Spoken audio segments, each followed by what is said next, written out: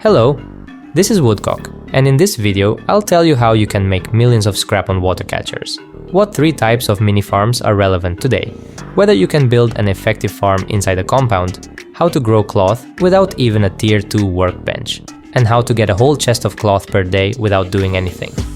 This video will contain a lot of information about the game mechanics, as well as specific schemes that will allow you to never again worry about not having cloth to craft syringes. The game has long had a full-fledged farming system. You can grow cloth, berries, vegetables, and exchange them for a huge amount of scrap, then buy anything from resources to top-tier weapons. The problem is that this system has always had too high an entry threshold.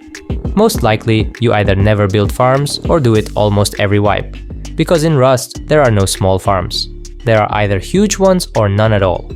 Farming forces the player to build exclusively near a river, not far from an outpost, constantly flying there, breeding perfect genes, and so on. Otherwise, the point of farming is simply lost. Why spend so much time and not take the maximum? In short, if you're a combat player, you'll have to gather cloth yourself from wipe to wipe. And if you do have a farm, then you're not a combat player. You're a farmer, congratulations. But recently, the developers have done something. They've done it in such a way that I was able to combine the combateer and the farmer into one player. Let's figure out what has changed in the game in the last few months and why farming has now become even more meta than before. First of all, the developers recently buffed the power of the small battery. In addition, the efficiency of water catchers has been increased multiple times. Earlier water catchers could only cause laughter and could collect no more than 21 milliliters of water per minute. Now the maximum for a large water catcher is 7.5 liters of water per minute, and for a small water catcher, 2.5 liters. It turns out that their efficiency has been buffed by more than 100 times, and in 1 hour, a small water catcher can collect up to 150 liters of water. This is enough for one sprinkler to work for an entire day. Well, let's figure out how water catchers work now. In our game, there are 6 types of weather. To be honest, there are 7, but one of them can only be called by a console command. The weather type is determined randomly approximately once per in-game day. The weather change occurs smoothly and takes about 30 minutes. The water catcher collects the least amount of water in clear weather, just 180 milliliters per hour. A light dust will increase this to 540 milliliters of water per hour. Fog allows you to collect a little more than a liter of water per hour. With such efficiency, 6 water catchers are needed for the continuous operation of one sprinkler. But the remaining 3 weather types are the most interesting for us. Mild rain increases the efficiency of each water catcher by 30 times more. Just one water catcher in light rain can collect water for 4 sprinklers. In heavy rain and in a storm, the efficiency increases another 5 times. One small water catcher will be able to provide water for a huge farm of 55 full planters. Based on this, we can already build the most efficient farm with water catchers. We will need very few resources to start. Just build this structure, 2 floors, 1 entrance, and a ceiling right above the entrance. We can immediately place a TC and a water barrel on it.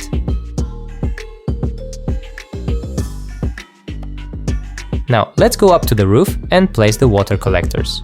We'll start with just 5 of them. Connect the water collectors and the barrel with a hose. At this point, the farm will gradually fill with water, and we can focus on other things.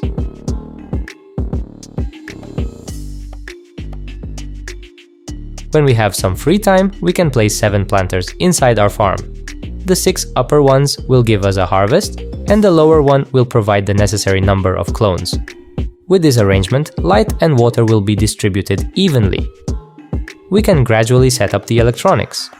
Place a solar panel, connect it to a small battery. From the battery, lead a cable to a light. It should hang from the edge of the ceiling, under which there are 4 planters. Then connect a water switch with the light.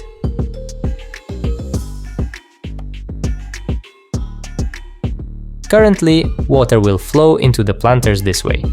Every 100 milliliters of water used by a sprinkler will turn into 150 milliliters of water in the planters. To increase the efficiency of irrigation, we need to build a simple electrical circuit that will turn off the sprinklers every 7 seconds. To do this, we will need to spend 80 scrap on researching and 550 metal on crafting. Set up a splitter, 2 branches, 2 timers, and 2 blockers. Connect everything exactly as shown in the video. Maybe, if I will not be lazy, I'll upload the scheme to Patreon. If there's a link in the description, the scheme is already there. If not, it might appear soon.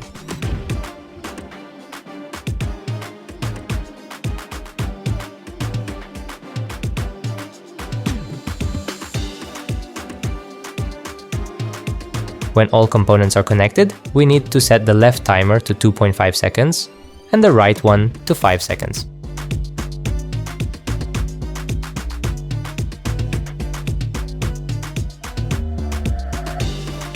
Now let's talk about placing sprinklers. Earlier, we could place them like this, almost on top of each other. Now we can't build them like that anymore, we need to place them in a triangular shape. If you've placed the sprinklers and noticed that one of the planters is filling up significantly slower than the others, try placing sprinklers again, as close together as possible. That's it for this farm. Now let's talk about what else we can build with such a small amount of resources that can also cover the needs for cloth of the clan or a shop. If you still want to build on a river or a winter lake, then I'm ready to offer you this version of the farm, which I personally call the boot. Inside it, there is room for 10 planters or 90 seedlings. The irrigation of such a farm will not depend on weather conditions. The pump will steadily pump out 510 milliliters of water every minute. To build it, go into the water about up to your waist and place a low triangle under yourself. Now build a 2x2 shack and 2 triangles next to it.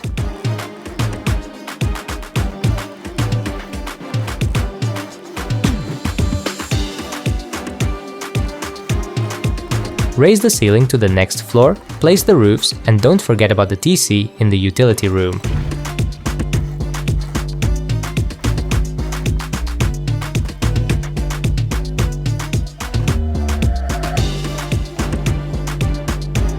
Now we'll need to research a little. The farm will require the same things as the water catcher version, plus a water pump. If there is no Tier 2 workbench, the pump can be bought in the outpost or looted from a green box. You will only need one pump, so you don't have to research it yet. It remains only to arrange everything in place and connect to each other. Let's start with the pump.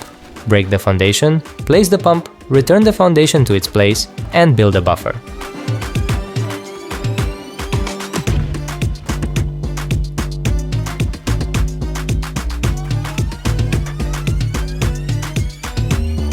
Now, while we haven't placed the planters yet, we can place the sprinklers and lights. Place the sprinklers in a line on the roof, guided by this bar. Place one light under the sprinklers and another at the top. Place the same irrigation scheme as I shown you previously.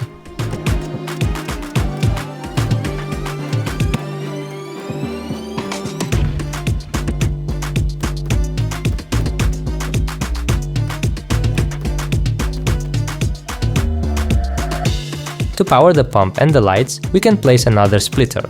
Connect one of its contacts to our irrigation scheme, the second to the pump, and from the third, we will power both lights. Now the hose time. From the pump to the switch, from the switch to the sprinkler, connected to each other.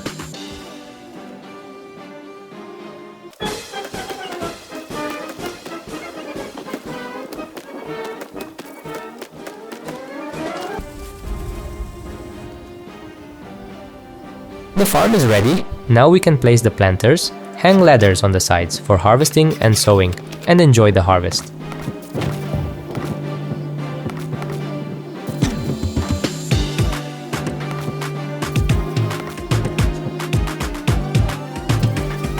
If you decide to build a farm in the winter, like me, the plants will also need heating. If you don't have a medium battery, then you don't need to place the 2 lower planters. Place a heater on the second ceiling and connect it instead of the nearest light. This way, all your plants will be warm and the small battery will be enough.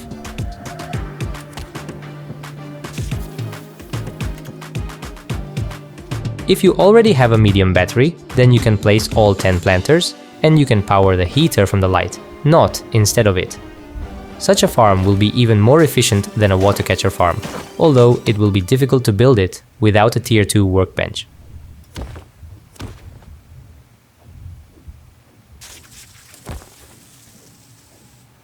The third way to get water is to pump out salt water and purify it. What do we need to know here? First of all, we will definitely need a Tier 2 workbench here. Secondly, the purifier halves the efficiency of water supply. And thirdly, we will need more space. In other respects, everything is built exactly the same as in the version with pumping fresh water. We build the same boot, just making the utility room one triangle larger. Arrange the same electronics, lighting and sprinklers, place the planters exactly the same way and connect everything to each other exactly the same. The only difference is the presence of this purifier. It is placed between the pump and the sprinkler, and 5 electricity needs to be additionally supplied to it. In our case, we can just run an additional cord directly to the purifier from the heater or the lamp, and everything will work. In total, we get such similar, but at the same time completely different in essence, versions of a cheap farm. The main difference between them is where they can be built. The water catcher version can be built anywhere except the winter biome, because there the water catchers work much less efficiently. The purifying farm is built on any water, even on the ocean. And the farm with a regular pump is built only on rivers and winter lakes, so its application is the most limited. In terms of efficiency, the farms are generally similar. All three are capable of fully covering the cloth costs of even an entire clan, and such a farm can also supply a cloth store without any problems. In terms of cost and complexity of construction, the farms are also similar, except that the water catcher version does not require any Tier 2 workbench recipes at all, while pumps, purifiers and medium batteries will have to be either found, bought, or researched. It turns out that the water catcher farm is actually an amazing alternative to classic farms. It fits especially well into the idea of building right on the territory of the compound, especially on monthly servers, where it will rain several dozen times in one wipe. And if you still don't want to rely on weather conditions, then feel free to use the other 2 types of my farm. I would be grateful if you leave a like under this video, write a comment and subscribe to the channel.